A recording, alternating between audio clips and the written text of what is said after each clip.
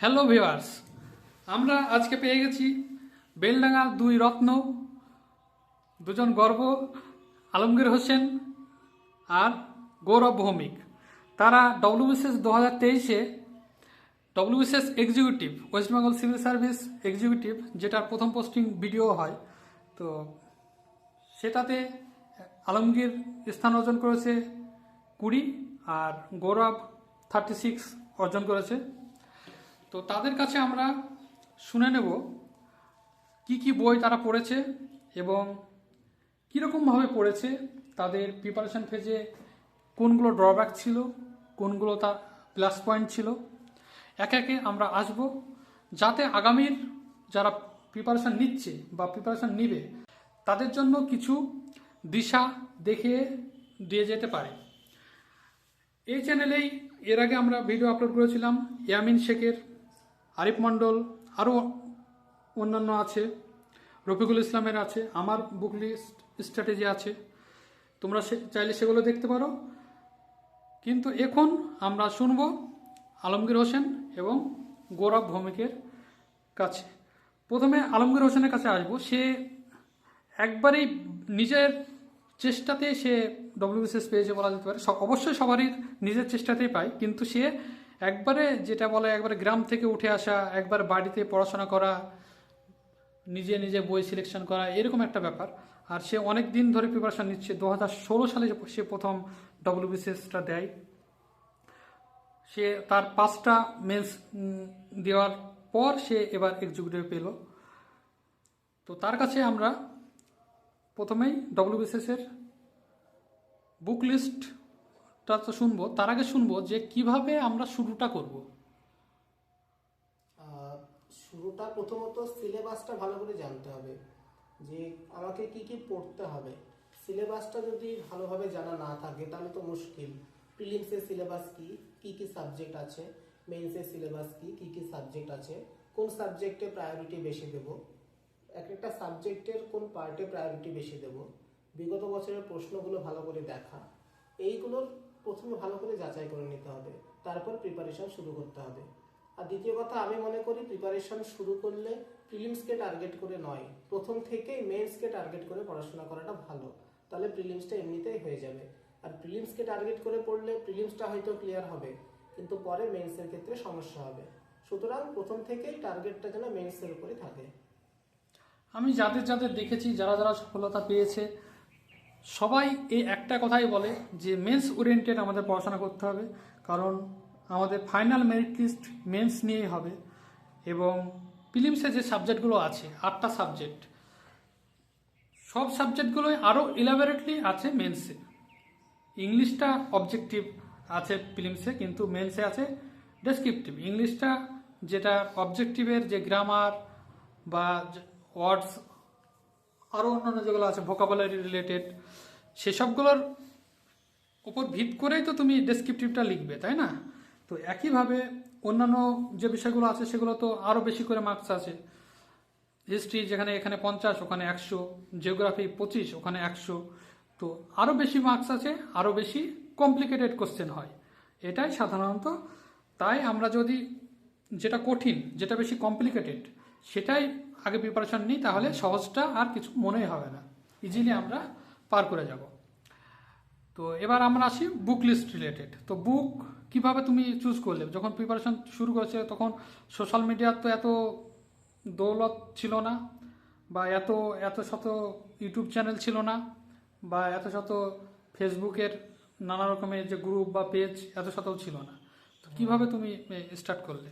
আমি যখন শুরু করি তখন আপনি ঠিকই বললেন, রিসোর্সেস এত কিছু ছিল না। ইউটিউব সবে জনপ্রিয়তা পাচ্ছে তখন, আর আমি নিজে তো ফেসবুক করতাম না, সুতরাং আমি সেরকম খোঁজ খবর পাইনি।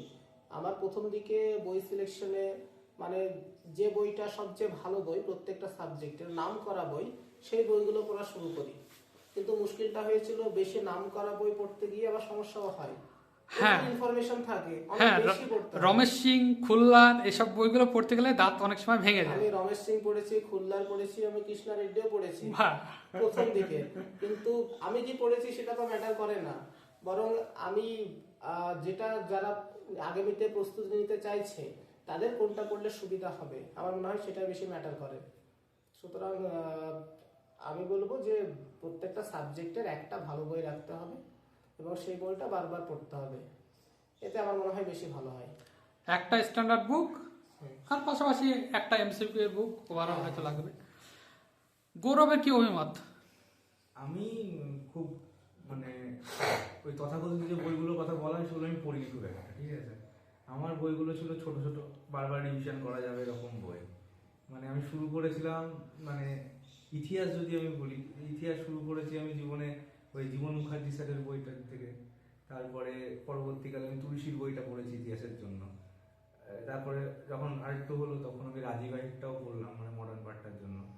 এবং পুনম দালাল দাইয়াটাও অ্যানশিয়েন্টের জন্য পড়েছি। মানে এগুলো সময় সাপেক্ষ, মানে প্রথমটা শুরু করেছিলাম খুব বেসিক বই থেকে, যাতে বেসটা ক্লিয়ার হয় যে ঘটনাটা, ইতিহাসটা তো পড়ার নিয়ম হচ্ছে ইভেন্ট অনুযায়ী, যে একটা কন্টিনিউয়াস প্রসেস যাচ্ছে, এই ঘটনাটার সাথে প্রত্যেকটা ইন্টারলিঙ্কেজ রয়েছে, তো এই ইভেন্ট অনুযায়ী ইতিহাসটা পড়েছি।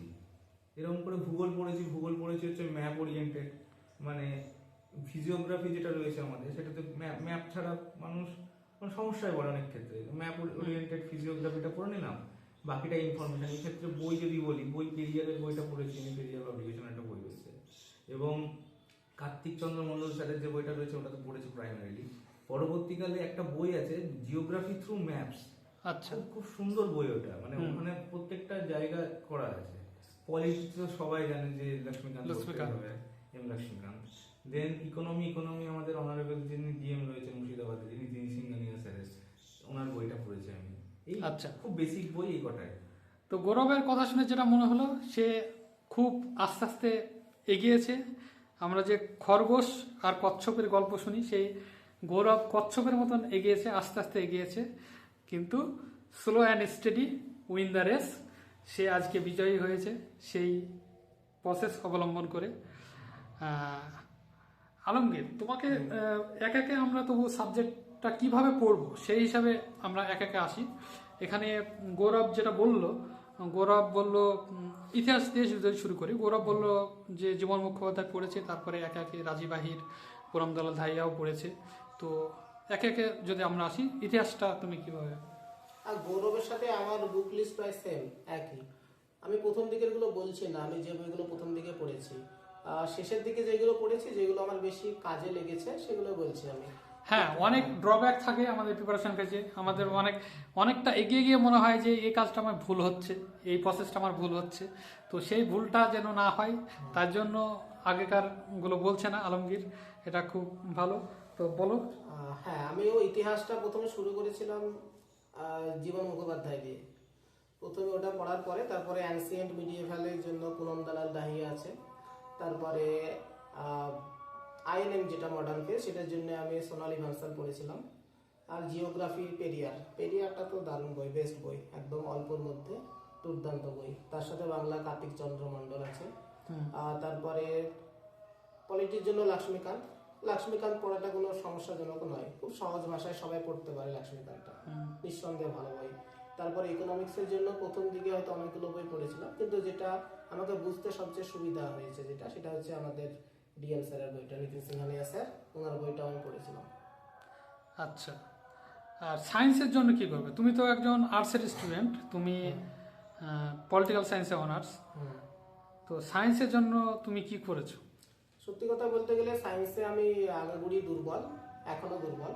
সায়েন্সটা তবু একটা লেভেল পর্যন্ত তো পেতেই হয়। হ্যাঁ, একটা লেভেল পর্যন্ত পেতেই হয়, সেই কারণে সায়েন্সের আমার মনে হয় মাধ্যমিক লেভেলে যে বইগুলো আছে, ফিজিক্স কেমিস্ট্রি বায়োলজির মাধ্যমিক লেভেলে, সেই বইগুলো বাংলা ভার্সনে আগে ভালো করে পড়ে নিতে হবে। মানে প্রাথমিক ভিতটা যেন সায়েন্সের থাকে।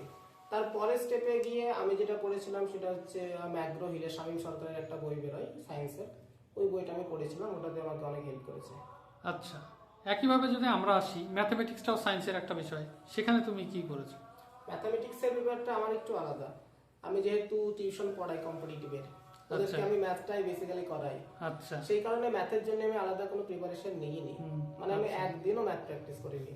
ওদেরকে পড়িয়েছি, ওতেই আমার ম্যাথ কমপ্লিট। ওদেরকে পড়িয়েই সেটা হয়ে গেছে। হ্যাঁ, আপনি বইয়ের কথা বলেন, তাহলে আমি বলবো আমার পছন্দের বেস্ট বই হচ্ছে আর এস আগরওয়াল ম্যাথের। আর এস আগরওয়াল। হ্যাঁ, তো তো শিক্ষকতা হিসাবে যেটা তার জীবন জীবিকা নির্বাহের জন্য যেটা করতে হয়েছে সেটাই তার পরীক্ষার ক্ষেত্রেও কাজে লেগে গেছে। একদম। একইভাবে আমরা যদি আসি ইংরেজি বিষয়টাতে সবাই কম বেশি দুর্বল, তো এই বিষয়টা কিভাবে তুমি ট্যাকল করেছো? হ্যাঁ, এখানে আমাদের ফিলিপসের জন্য বল। আচ্ছা, প্রিলিমসের জন্য প্রিলিমসে 25 নম্বর ইংলিশ থাকে। তো ওই 25 নম্বরের জন্য সত্যি কথা বলতে আমি যে খুব বেশি ইংলিশটা পড়েছি সেটা নয়, কারণ মেন্সে গিয়ে এইগুলো তো গ্রামারটা সেরকম লাগবে না। আমি মোটামুটি দেখে যেতাম যেগুলো ভোকাবুলারি আছে, ওয়ান ওয়ার্ড, ইডিয়াম, ফ্রেজ, তারপরে appropriate preposition, synonym, phrasal verb, এইগুলো আমি একটু বেশি দেখতাম গ্রামারের থেকে, যেহেতু এগুলো আসে পরীক্ষায়। এবং আরেকটা জিনিস দেখেছি, প্রিভিয়াস ইয়ার থেকে অনেক সময় রিপিটিশন হয়, তো প্রিভিয়াস ইয়ারগুলো ভালো করে পড়তাম, ওখান থেকে একটা অ্যাভারেজ স্কোর হয়ে যায় ইংলিশে। আচ্ছা, তো গৌরব তোমার কি অভিমত এই বিষয়গুলোতে? না, সায়েন্সের ক্ষেত্রে আমি একটু অ্যাড অন করতে পারি। হ্যাঁ, বল। সায়েন্সের ক্ষেত্রে যদি এনভায়রনমেন্ট পার্টটা পড়া হয়, তাহলে সেটা ক্লাস 12 এর লাস্টের 5টা চ্যাপ্টার আছে আচ্ছা, বায়োলজির বইয়ে, ওটা পড়ে নিলে এনভায়রনমেন্ট পার্টটা রেডি হয়ে যাবে। আর মানে সায়েন্সটা যেহেতু কনসেপচুয়াল ক্লিয়ারিটি না থাকলে খুব সমস্যা হয়। যে কোনো ইউটিউবে ভালো ভিডিও দেখে দেখে ব্যাপারটাকে যদি যদি আমরা না শিখে নিলাম, কনসেপ্টটা ক্লিয়ার হয়ে গেল, হ্যাঁ, দেন ইমপ্লিমেন্ট করার জন্য পড়ে নিলাম, মানে ব্যাপারটাকে এইভাবে করলে আরো তাড়াতাড়ি হবে আমার যেটা মনে হয়। আচ্ছা। তো আর যেটা সব থেকে বেশি ইয়ে থাকে, মাথা ব্যথা থাকে সবারই, সারা বছর হয়তো পড়লো না, যে কারেন্ট অ্যাফেয়ার্স। মানে কি হয়, ডব্লিউবিসিএস পরীক্ষার নোটিফিকেশন বেরোচ্ছে, এক্সাম হবে হবে করতে করতে 1 বছর কেটে যায় অনেক সময়। তো কারেন্ট অ্যাফেয়ার্সটা কমাসের পড়বে, সেটা নিয়ে অনেক সময় চর্চা থাকে। অনেকে ভাবে যে অ্যাডমিট দিক বা নোটিফিকেশন একটা দিক, তারপরে আমরা কারেন্ট অ্যাফেয়ার্সটা দেখবো। তো এই বিষয়টা তুমি কিভাবে ট্যাকেল করেছো গৌরব? কারেন্ট অ্যাফেয়ার্স আমি ওটা পড়তাম না, ঠিক আছে। এটা কি করতাম, ইউটিউবে একটা ভিডিও ক্লাসেস রয়েছে, জানুয়ারি থেকে যতদিন পর্যন্ত পরীক্ষা, মানে এই ভিডিওটা করা আছে এরকম করে। আমার এক্স্যাক্টলি এখন নামটা মনে পড়ছে না, দেবাশিস মোহান্তি, আই থিঙ্ক। দেবাশিস অবস্থি আমার একটা ভিডিও চ্যানেল আছে। এবার কারেন্ট অ্যাফেয়ার্সটা কি হয়, পিএসসি তে যে কারেন্ট অ্যাফেয়ার্স গুলো দেওয়া হয় সেগুলো মানে ইংলিশে লেখা থাকে, নাম আমার মনে থাকবে না, কি করে কাজ করবো। ওই ভিডিওটা বারবার করে দেখে দেখে দেখে না, মাথার যেহেতু পিক্টোগ্রাফি মেমোরিতে সেভ হয় একদম, মানে ওইটা ওখানে বসে দেখে মনে হবে ওটা অ্যান্সার, ওটা মারবো, ওটা ঠিক হবে। মানে বিষয়টা এরকম করে করেছিলাম। বেশি কারেন্ট অ্যাফেয়ার্স আমি সব পড়ে নিলাম, মানে আলটিমেটলি জানার তো শেষ নেই। হ্যাঁ, মানে আমি এই ব্যাপারটাকে এইভাবেই করেছি। আচ্ছা, আলমগীরের কি স্ট্র্যাটেজি ছিল কারেন্ট অ্যাফেয়ার্স নিয়ে? তুমি তো এখানে টিউশন পড়াচ্ছ, আবার তোমার তো একটা সময়টা একটা কম হয়ে গেছিল তখন, বলা যেতে পারে যে টিউশন পড়ালে তো একটা দায়িত্ব থাকে, সেই দায়িত্ব পালন করে সব বিষয়ে সমানভাবে গুরুত্ব দেওয়া একটা চাপের। তো কারেন্ট অ্যাফেয়ার্সটা তুমি কিভাবে করেছো? কারেন্ট অ্যাফেয়ার্সটা খুবই আনপ্রেডিক্টেবল, বিশেষ করে পিএসসির পরীক্ষায় বসতে গেলে। মানে 2026 সালের পরীক্ষা, কারেন্ট অ্যাফেয়ার্স কত সালের দেবে সেটা বলা মুশকিল। সুতরাং লাস্ট 6 মাস পড়বো না 1 বছর পড়বো, এইভাবে করলে হবে না। কারেন্ট অ্যাফেয়ার্সটা 2-3 বছরের পুরোনোও চলে আসতে পারে। তো আমি কি করতাম, ওই 6 মাসের কম্পাইলেশন ভিডিও বেরোয় কারেন্ট অ্যাফেয়ার্সের, ওই ভিডিওগুলোই আমি বেশি বেশি দেখতাম। ওর মধ্যে খুব বেশি কারেন্ট অ্যাফেয়ার্স নিয়ে মাথা ঘামাইনি, কারণ দেখেছি যদি কমন পাওয়ার থাকে ওর মধ্যেই পাবো, নাহলে পাবো না। সেই কারণে আমি ওই রকম কম্পাইলেশন ভিডিওগুলো দেখতাম। আচ্ছা, তো এবার আসি, আমাদের প্রিপারেশন পেজে অনেকগুলো থাকে বিষয় যেগুলো আমাদের খুব ফেভারিট হয়, মানে যেগুলো পড়তে ভালো লাগে। আমার যেমন ধরে নাও ফেভারিট হচ্ছে পলিটি বা হিস্ট্রি, এগুলো পড়তে তুমি শুয়ে শুয়ে পড়তে পারবে, এরকম ব্যাপার। তো এরকম, এটা হয়তো বেশিরভাগ ছেলে মেয়েদের জন্য। তো এই এই বিষয়গুলো বেশি বেশি যেহেতু পড়তে ইচ্ছা হয়, আমাদের মেমোরিও সেটা চাই। অনেক সময় আমরা সারাদিন ক্লান্ত থাকি নানা রকমের কাজে, তুমি এখানে টিউশন পড়াচ্ছ, টিউশন পড়িয়ে তারপরে নিজে যখন পড়তে বসছো, তখন অটোমেটিকলি এই সহজ বিষয়গুলো বেশি পড়তে ইচ্ছা হয়। এই বিষয়গুলো কিভাবে কন্ট্রোল করেছো? সবগুলোই তো পড়তে হবে, মানে যেটা ভালো লাগছে সেটা সারাদিন পড়ে গেলাম, আর যেটা ভালো লাগে না সেটা পড়লাম না, তাহলে তো হবে না। কারণ প্রত্যেকটার গুরুত্ব সমান, 100 নাম্বার করে আছে প্রত্যেকটা সাবজেক্টে। হ্যাঁ, এবার তো কিছু বিষয় তো থাকে যেগুলো তোমার খুব কঠিন মনে হয়, তুমি সেই বিষয়টা পড়তে বসলে দেখা গেলো তোমার মাথা ধরতে হয়ে গেছে। তো এই বিষয়গুলো তুমি কিভাবে ট্যাকেল করেছো? ওই যখন একদম মাইন্ডটা ফ্রেশ থাকতো, দিনের প্রথমবার যখন পড়তে বসছি, তখন আমি সেই বিষয়গুলো চুজ করতাম। মানে কঠিন বিষয়টা দিনের প্রথমেই পড়ে নিতাম। তাহলে হ্যাঁ, এটা খুব একটা ভালো জিনিস। তাহলে তোমার আত্মবিশ্বাসটাও একটা হবে যে আমি পারছি একটা কঠিন বিষয়, তাই না গৌরব? মানে এক্ষেত্রে আমি বলি যে সিলেকশন যারা পাচ্ছে, প্রিলি যারা পাস করছে বা মেন্স যারা পাস করছে, আপনি যদি দেখেন যে প্রিলি পাস করতে গেলে আমরা সবাই কি পড়ি, ইতিহাস, ভূগোল, পলিটি, ইকোনমি, এই 100 নম্বরের উপর কনসেন্ট্রেট করি, সবাই পড়ছে। কিন্তু হ্যাঁ পাস করতে গেলে এটা ছাড়া কিন্তু আমাকে উল্টো দিকের 100 নাম্বার যেটা পরীক্ষা, হ্যাঁ। ওটাতে যে নাম্বার পাচ্ছে সেই পাস করছে। একদম। এটা কিন্তু ফ্যাক্ট যে যার ইংরেজি ভালো সে পাস করছে, ম্যাথ ভালো ম্যাথ ভালো সে পাস করছে, যার সায়েন্স ভালো সে পাস করছে, মানে পাস কারা করছে উল্টো দিকের চারটেতে। একদম। মেন্সেও তাই, মেন্সের মানে ইতিহাস ভালো, খুব ভালো, পলিটি ভালো, খুব ভালো, কিন্তু ওই সায়েন্সের ব্যাপারটাতে নাম্বার কম চলে আসছে। ম্যাথের ব্যাপারটাতে, আমার ক্ষেত্রে ম্যাথের ব্যাপারটাতে নাম্বার কম আসছিল। এবার এই ব্যাপারটা কি, মানে এটা ওই যে ব্যাপার হচ্ছিল না, কিন্তু 2 বছর যেটা হলো না, হ্যাঁ। এর পিছনে কারণ হচ্ছে ম্যাথের নাম্বারটা কম আসা। মানে আমি এটা নিজে দেখেছি, একদম। এই ম্যাথের নাম্বারটা যে বছর হিট করলো সে বছর কিন্তু এগিয়ে গেল ব্যাপারটা। আচ্ছা, তো এই হিট কিভাবে হিটটা করালে? হিটটা করা হলো বলতে আমি প্রথম আরিসা গোলবার্গের বইটাই পড়তাম, কিন্তু ওটাতে কি হচ্ছে যে ওটাতে নাম্বারটা আসছে না, আমার অঙ্ক ভালো না, আমাকে নাম্বার পেতে হবে, ঠিক আছে, কি করে করা যায়? দিয়ে আদিত্য রঞ্জন স্যারের ভিডিও আমি সাবস্ক্রিপশন নিলাম, নেওয়ার পরে আমি ওখান থেকে প্রিন্ট আউট করলাম। কারণ আমার সিনিয়র যে দাদারা রয়েছেন, তিনি আমাকে, একজন দাদা তার মধ্যে আমাকে বললো যে তুই 2 সেট প্রিন্ট আউট কর, একটাতে প্র্যাকটিস কর, আর একটা পরে পরীক্ষা দেওয়ার মতো করে কর। এবার এই চ্যাপ্টার ওয়াইজ ওইগুলো ওখানে যে অঙ্ক করানো থাকে ওগুলো প্র্যাকটিস করে করে আমার স্পিডটা আগে একদমই খারাপ ছিল, আস্তে আস্তে বাড়তে একটা জায়গায় গেল, তার জন্য মানে এই হিটটা আলটিমেটলি এইভাবেই হলো।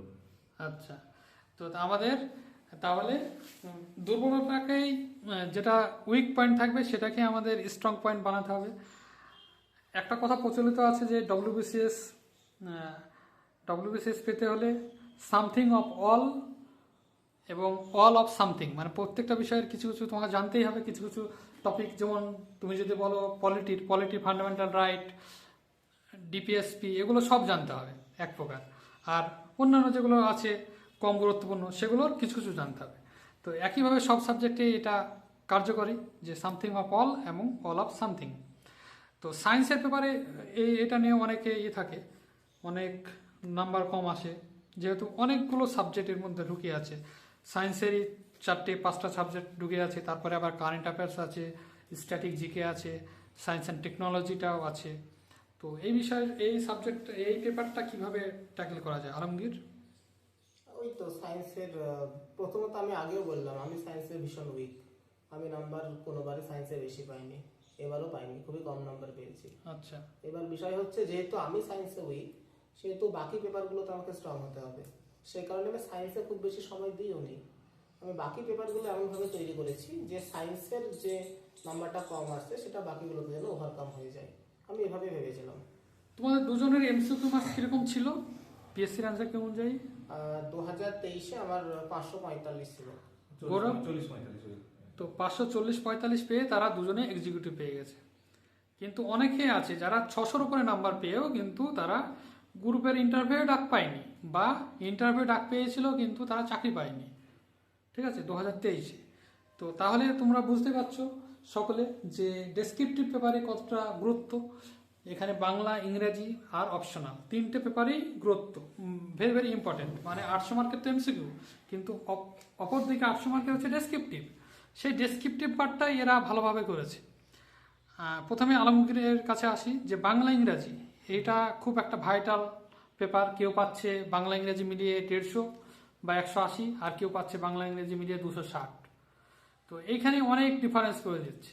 এমসিকিউ পেপারে হয়তো 10 মার্ক 20 মার্কের ডিফারেন্স হচ্ছে, কিন্তু এখানে অনেক ডিফারেন্স হয়ে যাচ্ছে। তো এই বিষয়টা কবে তুমি বুঝতে পারলে, অনুধাবন কবে করতে পারলে, আর কিভাবে তুমি প্র্যাকটিস করেছো, করেছো? আমার বুঝতে একটু দেরি হয়েছিল ব্যাপারটা। আমার টোটাল মেন্স এক্সাম তো 1600 নম্বরের, যেখানে 800 নম্বর এমসিকিউ পেপার আর 800 নম্বর আছে বাংলা ইংলিশ ডেসক্রিপটিভ আর অপশনাল। তো আমি কি করতাম, প্রথমে 2018, 19 বা 21 যখন আমি মেন্স গুলো দিচ্ছি, সেই সময়তে আমার মূল ফোকাসই ছিল এমসিকিউ এর উপর, আমি বাকি 800 নম্বরের উপর গুরুত্ব দিতাম না। তারপরে আমি বুঝতে পারলাম আমার স্ট্র্যাটেজির ভুল কোথায় হচ্ছে। আমি যখন সিনিয়র কয়েকজনের সাথে দেখা করতে গেলাম, 2020 ডাব্লিউবিসিএস এক্সিকিউটিভ শরীফুল, তার সাথে দেখা করতে গেলাম। 2021 ডাব্লিউবিসিএস এক্সিকিউটিভ রামিজ রাজা, তার সাথে দেখা করতে গেলাম, তাদের সাথে আলোচনা করলাম। সেখান থেকে বেরিয়ে আমি আমার ভুলটা বুঝতে পারলাম যে 50% সিলেবাসের উপর আমি 90% ফোকাস করছি, আর বাকি 50% উপর ফোকাসটা আছে 10%। আরেকটা জিনিস, আমার এমসিকিউ এর তো একটা লিমিটেশন আছে, যে বিশেষ করে আমার ক্ষেত্রে, অনেকের ক্ষেত্রে অন্যরকম হতে পারে, আমার ক্ষেত্রে একটা লিমিটেশন আছে, তার বেশি আমি কোনোদিন পারবো না। কিন্তু আমি দেখলাম আমি যদি এইগুলোতে বেশি সময় দিই তাহলে স্কোরটা অনেকটা বাড়ানো যেতে পারে। তো শেষ দুবারে আমি ডেসক্রিপটিভ এবং অপশনালের উপরে বেশি জোর দিয়েছিলাম। আচ্ছা, আলমগীরের সঙ্গে কথা বলে জানতে পারলাম যে তার 3টে ব্যাচ আছে। সে টিউশনি খুব অল্প মূল্যে, স্বল্প মূল্যে টিউশনি দেয়, এখানে সার্ভিস দেয়। তো সে 3টে ব্যাচ, তাহলে বুঝতেই পারছো 3টে ব্যাচ টিউশনি পড়িয়ে কতটা সময় পাওয়া যায়। তো সেই সময়ের সদ্ব্যবহার, কোন বিষয়ে আমি যদি সময়টা দিই অল্প সময়ে আমাকে বেশি ফল দিবে, সেইটা সে পরে বুঝতে পেরেছে এবং সে ডেসক্রিপটিভে বেশি ফোকাস করেছে। তাই আজ সে এক্সিকিউটিভ। অপশনাল বিষয়ে আমরা পরে ভিডিও আলাদাভাবে আনছি, প্রত্যেকটা অপশনাল আলাদা করে ভিডিও আসবে সবার। অপশনালটা পরে বলছি। তো গৌরবের তোমার ডেসক্রিপটিভ কম্পালসারির ক্ষেত্রে বলো তোমার। ডেসক্রিপটিভ লিখতে লিখতে লিখতে হয়ে যাবে, মানে প্রথম দিন লেখাটা খুবই খারাপ হবে, দেখে মনে হয় খুব ভালো লাগছে, পরের দিন আরো খারাপ হচ্ছে, মানে ব্যাপারটা খারাপ থেকে খারাপ খারাপ হতে হতে একদিন ভালো হবে, ভালো হতে হতে একদিন সেন্স তৈরি হয়ে যাবে, ঠিকঠাক দাঁড়িয়ে যাবে, যেদিনটা দাঁড়িয়ে যাবে সেদিনটা নাম্বার চলে আসবে। হ্যাঁ, একটা বিষয় হয় যে আমি এমসিকিউ যদি 100টা প্র্যাকটিস করি, সেখানে তুমি দেখো 80টা ঠিক হচ্ছে, 20টা ভুল হচ্ছে, তুমি মার্কসটা মানে নিজে নিজে অনুধাবন করতে পারছো, নিজে নিজে বুঝতে পারছো। কিন্তু ডেসক্রিপটিভের ক্ষেত্রে কি হয়, তুমি হয়তো লিখলে সেটা কারো কাছে তুমি চেকও করালে না, হয়তো লজ্জায় চেক করালে না, বা তোমার নিজের ইসেই চেক করালে না আলসেমের জন্য। তো এই বিষয়টা হয়ে যায় যে একটা নগদ যে পেয়ে যাওয়া মার্কস, সেই মার্কসটা কিন্তু ডেসক্রিপটিভের ক্ষেত্রে পাওয়া যাচ্ছে না। তার জন্যই হয়তো আমাদের এটা অনেকটা পিছিয়ে যায়, যে আবার টাইম কনজিউমিং একটা ব্যাপার আছে, একটু সময় ধরে লিখতে হয়। তো সেই বিষয়ে তাহলে তুমি কিভাবে প্রত্যেকদিন তো আমি হয়তো চেক করাতাম, হ্যাঁ চেক করাতে? হ্যাঁ একদম, আমার লজ্জা ছিল না এই বিষয়টা। আচ্ছা, কারণ কি আমি জানি যে কাকে দিয়ে চেক করাতে? আমার যত দাদা আছে সবাই সব রকম সব লোকের সাথে আমি দেখাতাম যে কেমন লাগছে দেখো তো লেখাটা, এই আচ্ছা, লেখাটা হচ্ছে কিনা দেখো তো, এই ব্যাপারটা আমি চেক করাতাম। তাহলে তাহলে আমরা কি বুঝলাম, যে লজ্জা পেলে হবে না। তুমি সাফল্য পেতে হলে সে তোমার থেকে সিনিয়র হতে পারে, বয়সে সিনিয়র হতে পারে, বা বয়সে ছোট হতে পারে, তার কাছে তুমি কোনো না কোনো বিষয় তুমি শিখতেই পারো। হ্যাঁ, এর আগে আমরা ইয়ামিনের ভিডিও করেছিলাম, সেখানে সে বলেছিল যে সেও একজন আর্টসের স্টুডেন্ট। সেখানে সে বলেছিল যে সায়েন্সের বিষয়গুলো, বায়োলজি টায়োলজির কঠিন বিষয়গুলো সে বোঝার জন্য, জেনেটিক টেনেটিকের, তার মেসের যে জুনিয়র যারা নিটের প্রিপারেশন নিচ্ছে একদম, তাদের কাছে হেল্প নিত। তো একইভাবে সেই রুলটা হয়তো তোমাদের ক্ষেত্রেও খেটেছে, তোমার থেকে জুনিয়র কারো কাছেও হয়তো তোমরা হেল্প নিয়েছো। সবার আমি ছাত্র আর কি, কথাটা প্রযোজ্য। তো তুমি আলমগীর বলো, তুমি কি এই প্রত্যেকদিন এরকম প্র্যাকটিস করতে? হ্যাঁ, লেখালেখিটা প্রতিদিনই করতাম আমি। এবং লেখালেখিটা যখন আমি নিজে লিখতাম না একটা টপিক, তখন মনে হতো আমি খুব ভালো লিখেছি আজকে, নিজে পড়াটা খুব ভালো লাগে দেখতে। আচ্ছা, কিন্তু ওটা যখন এভালুয়েট করাতাম, চেক করাতাম, তখন বুঝতে পারতাম ভুলগুলো কোথায় হচ্ছে। প্রচুর ভুল বেরোতো, গ্রামাটিক্যালি ভুল হতো, আরো মনে হতো কন্টেন্ট ওয়াইজও মনে হতো এর চেয়ে বেটার হতে পারে। তো বিষয় হচ্ছে চেক করাতেই হবে, ওটা হচ্ছে মেন। আচ্ছা, চেক করাতে হবে। তো এই ডেসক্রিপটিভ পেপারের জন্য কোনো বই টই আলাদাভাবে ফলো করতে, না কোনো ইউটিউব চ্যানেল বা কিছু? ডেসক্রিপটিভের জন্য সেরকম খুব একটা বই ফলো করিনি আমি। সম্পাদকীয় যেটা হয়, প্যাটার্নগুলো দেখে নেওয়া, পেপারে, প্যাটার্নগুলো হ্যাঁ, দেখে নিয়ে সেগুলো প্রতিদিন পেপারটা পড়া। সম্পাদকীয়টা পড়তাম আচ্ছা, পেপার দেখে। আর কোন পেপার? আমি আনন্দবাজারটাই পড়ি, এখনো পড়ি, আচ্ছা, তখনও পড়তাম। আর যেটা বললেন আপনি যে কোনো ইউটিউব কিছু দেখেছি কিনা, আমি একটা ক্লাস দেখতাম, সেটা হচ্ছে আমাদের অমিত স্যারের। আচ্ছা, অমিত স্যারের ক্লাসগুলো দেখতাম আমি, হ্যাঁ, অমিত ওখান স্যার থেকে অনেকটা আমার হেল্প হয়েছে। খুব ভালো। গৌরব?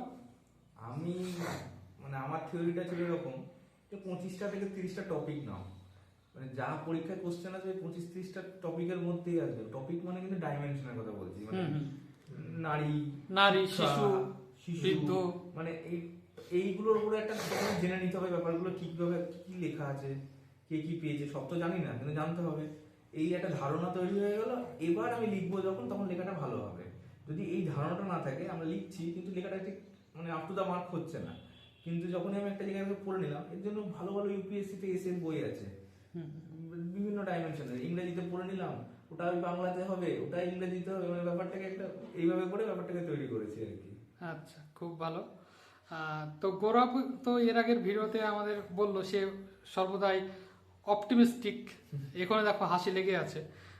তো তবুও আমাদের এই যে প্রিপারেশন পেজে নানা রকমই চলে, পরীক্ষা হচ্ছে না, পিছিয়ে যাচ্ছে বারবার, বা কোর্টে কেস হয়ে গেছে, বা ভ্যাকান্সি অনেক কম পাস করিয়েছে ফিলিমসে, তাহলে ভ্যাকান্সি কম, তো এরকম নানা রকমের খবর উড়ে।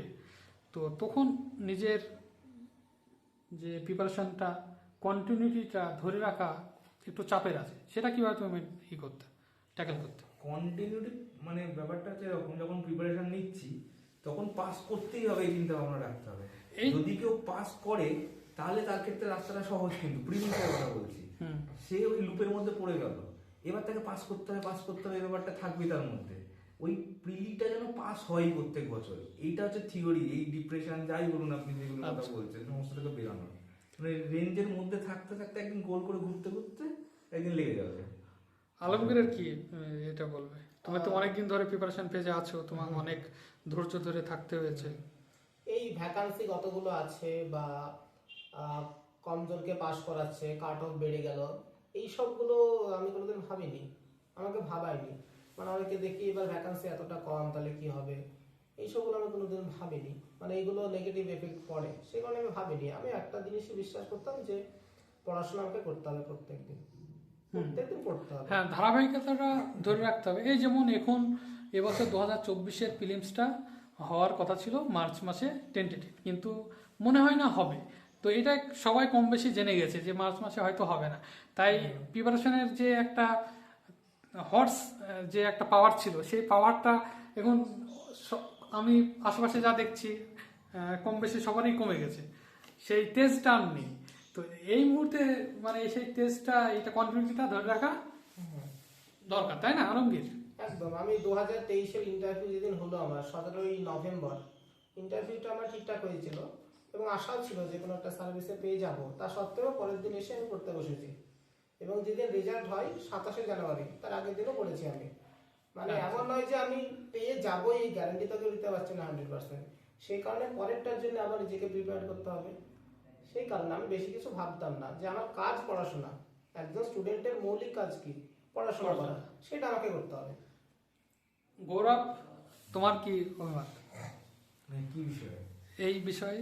যে এই যে ধরে রাখা বিষয়ে তো বলে, তুমি তো বলে কন্টিনিউটি থাকতেই হবে, মানে প্রত্যেকদিন পড়াশোনা করতে হবে। সেটা অল্প করি, মানে অফ সিজনে 2 ঘন্টা 3 ঘন্টা পড়লাম, সিজন টাইম যখন পরীক্ষার টাইম হলো তখন 8 ঘন্টা 7 ঘন্টা পড়ছি, এটা ভ্যারি করতে পারে। সিজন অফ সিজন, কিন্তু কোয়ান্টিটি ধরে রাখতে হবে। মানে ডেলি পড়তে হবে, পড়তে হবে আর কি। পড়াশোনার ক্ষেত্রে নয়, যে কোনো ক্ষেত্রে। আমি একটা পডকাস্ট দেখছিলাম রাজ সামানির, সেখানে মাইকেল ফেলস এসেছিলেন। মাইকেল ফেলস, তাকে জিজ্ঞেস করা হলো আপনার সাফল্যের রহস্য কি? তিনি বলছেন ডেইলি প্র্যাকটিস। কথাটা শুনতে খুব ছোট, হ্যাঁ, তিনি বলছেন ডেইলি প্র্যাকটিস। একদম। সে 100 মিটার বা 200 মিটারের ফ্রি স্টাইল সে পাস করছে হয়তো 10 সেকেন্ড বা 8 সেকেন্ডে, কিন্তু সেটা 4 বছর অন্তর অলিম্পিক্সে হচ্ছে। তাই বলে কি সে প্রিপারেশন নেয়নি? ওই 8 সেকেন্ড বা 10 সেকেন্ডের জন্য সে 4 বছর বা আরো বেশি 10 বছর ধরে সে প্রিপারেশন নিয়েছে, তাই না? তো এবার আমরা যদি আসি যে সামনে ফিলিমস আছে, তো তোমার কি সাজেশন রইবে এই মুহূর্তে? এখন যে প্রিপারেশনের যে চলছে কম্পিটিশন, হাই কম্পিটিশন, অন্য কোনো বড় পরীক্ষা নেই। আলমগীর, প্রথমে বলো। প্রিলিমসটা আমি মনে করি খুবই আনপ্রেডিক্টেবল এক্সাম। ওয়েস্ট বেঙ্গলের সবচেয়ে কঠিন পরীক্ষা আমার কাছে WBCS প্রিলিমস। খুব চাপের একটা পরীক্ষা, হ্যাঁ, কারণ আমি 2 বার মেন্স দেওয়ার পরে 2020 সালে প্রিলিমস ফেল করেছিলাম। হঠাৎ করে কাট অফটা বেড়ে গেছিল, সবারই এক্সপেকশনের মানে যা অনুমান করেছিল সে অনুমানের বাইরে আর কি। হ্যাঁ, আবার 2023 যেটাতে আমি এক্সিকিউটিভ সিলেক্টেড, সেটাতে আমি ভেবেছিলাম ফেল করে যাব। মানে আমার বলতে কোনো লজ্জা নেই, কাট অফ দিয়েছিল হয়তো 101.5। হ্যাঁ, 101, আমি 102 পেয়েছিলাম। তাহলে 102 পেয়ে পাস করেছি। আমার কাছের খুব বন্ধু 2-1 আছে যারা প্রিলিমসটা ক্লিয়ার করতে পারেনি, তারা প্রিলিমসটা ক্লিয়ার করলে তারা আজ আমাদের জায়গায় থাকতো। খুবই আনপ্রেডিক্টেবল, সুতরাং একদম লাইটলি নেওয়া যাবে না। তো এখন তাহলে ফিলিমস, ফুললি ফোকাস অন ফিলিমস থাকা উচিত। একদম একদম। পরীক্ষা যদি মে মাসেও হয়, আর 2 মাস টাইম আছে। হ্যাঁ, পরীক্ষা যখনই হোক, পরীক্ষা পিছিয়ে গেল মানে এমন নয় যে আমি একটু স্লো করে দিলাম, এমন করলে হবে না। গৌরবের কি অনুবাদ? ফিলি পাস করার একটাই নিয়ম, সবাই যেটা পাচ্ছে সেটা তোমাকে পারতে হবে, সবাই যেটা পাচ্ছে না এরকম 5-6টা কোশ্চেন তোমাকে পারতে হবে, তাহলেই ফিলি পাস, এবং এটা করতে হবে। তো এই অ্যাটেম্প নিয়ে মানে কি থাকে যে আমি কম অ্যাটেম্প করব কিন্তু অ্যাকুরেসি বেশি রাখবো, আবার অনেকে থাকে যে বেশি অ্যাটেম্প করব অ্যাকুরেসি একটু কমে আমার রাখবো। তোমার কি? আমার ক্ষেত্রে হচ্ছে বেশি অ্যাটেম্প বেশি ভুল, একটা মার্কস উপরের দিকে চলে গেল, পাস হয়ে গেল। আচ্ছা। আমার থিওরি এটাই, তো আমি প্রত্যেকবার এটা করি। আলমগীর? আমি মনে করি কোশ্চেনটা আগে ভালো করে বুঝে নিতে হবে। মানে 2022 সালের কাট অফ 134, 2023-এর 101, মানে কোশ্চেনটা দেখে কোশ্চেনটা বুঝতে হবে যে কাট অফটা কত যেতে পারে, সেইটা নিজে নিজে একটা আন্দাজ করতে হবে, হ্যাঁ। সেইভাবে অ্যাটেম্পটা করতে হবে। এমন নয় যে আমাকে 134-এ প্রত্যেক বছর তুলতে হবে, ওই 134 টার্গেট করতে গিয়ে আমার নাম্বারটা অনেক সময় কমে যায় অনেক, হ্যাঁ, বেশি দেখা গেলো ভুল বেশি হয়ে গেল, অ্যাটেম্প করতে গিয়ে। হ্যাঁ, বেশি অ্যাটেম্প করে দেখা গেলো বেশি ভুল হয়ে গেল। তো যার যার নেচার সেই নেচারেই হ্যাঁ। বেশি মানে থাকা উচিত, রিজিড থাকা উচিত। তো অনেক অনেক ধন্যবাদ দুজন হবু ভিডিওকে, আমাদের মুর্শিদাবাদের গর্ব, বেলডাঙ্গার গর্ব। তাদের দেখে আরও পিছিয়ে পড়া যারা স্বপ্ন দেখতেই ভয় পেত হয়তো, সেই সব ছেলেমেয়েরা তারা স্বপ্ন দেখবে, পরীক্ষায় উত্তীর্ণ হয়ে দেখা গেল 8 বছর পর তাদেরকে আমরা এরকমই কোনো ইউটিউব চ্যানেলের সামনে, কোনো মিডিয়ার সামনে আমরা দেখবো। তাদের অনুপ্রেরণা হিসাবে তখন এই আলমগীর হোসেন, গৌরব ভৌমিক, এদের নামে হয়তো উঠে আসবে। তো এই দুজনকে অনেক অনেক শুভেচ্ছা, শুভকামনা রইল। আগামী কর্মজীবন যেন তাদের ভালোভাবে কাটুক, তারা এনজয় করুক। Thank you. Thank you everyone. এরপরে আমরা আসছি অপশনাল রিলেটেড আলাদা আলাদা ভিডিও আমরা আসবো। Thank you.